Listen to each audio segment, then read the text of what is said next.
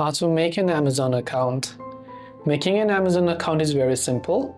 You can use the mobile app, or you can simply open up your browser and go to amazon.com. So I would recommend you open your browser because it is much more easier from your browser instead of the app.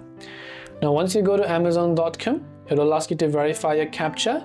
So let me just go ahead and then verify this real quick right here, then tap on continue.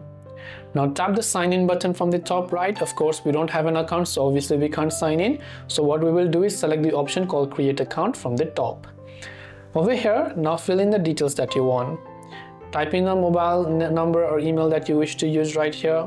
Then also make sure to type in the particular, let's say, email address you want to use. Then create a password for yourself.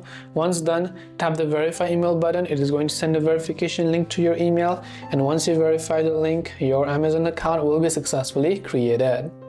That's all it takes to make an Amazon account.